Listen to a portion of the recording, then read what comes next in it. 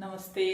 ഈശ്വരനെ ആരാധിക്കുമ്പോൾ നമുക്ക് എന്തുകൊണ്ടാണ് പ്രശ്നങ്ങൾ നേരിടുന്നത്? നമ്മൾ എല്ലാവരും പറയാറുണ്ട് അല്ലേ, ഈശ്വരനിലേക്ക് അടുക്കുമ്പോൾ ദൈവിക പ്രാർത്ഥനകളൊക്കെ ചെയ്യുമ്പോൾ പ്രശ്നങ്ങൾ കൂടുതൽ കൂടുതൽ നമ്മളിലേക്ക് വരികയാണെന്ന്. തീർച്ചയായിട്ടും അതങ്ങനെ സംഭവിക്കുന്നതല്ല.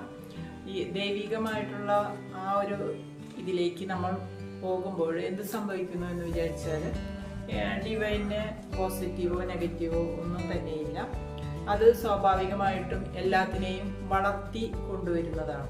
അപ്പോഴെന്ത് സംഭവിക്കും? നമ്മുടെ ഉള്ളിലുള്ള നെഗറ്റിവിറ്റികൾ, അതുപോലെ തന്നെ നമ്മുടെ ഉള്ളിലുള്ള പ്രശ്നങ്ങൾ എല്ലാം തന്നെ എന്ത് ചെയ്യും? കൂടുതലായിട്ട് പുറത്തേക്ക് വന്നുകൊണ്ടേയിരിക്കും. ഇത് നമ്മുടെ ഉള്ളിൽ നിന്നും പുറത്തേക്ക് പോകാനുള്ള ശുദ്ധീകരണമായിട്ടാണ്. അത് നമ്മൾ ഏത് നാളുകൾക്ക്, ഏത് ദിവസങ്ങൾക്ക് ശേഷമായാലും ഏത് കാലങ്ങൾക്ക് ശേഷമായാലും ഇതൊക്കെ നമ്മുടെ ഉള്ളിൽ നിന്നും ശുദ്ധീകരിച്ച് പോകേണ്ടത് തന്നെയാണ്.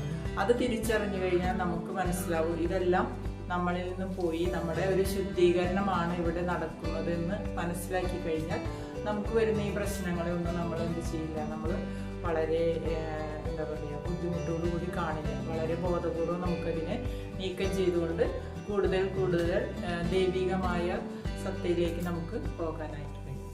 ഓക്കെ.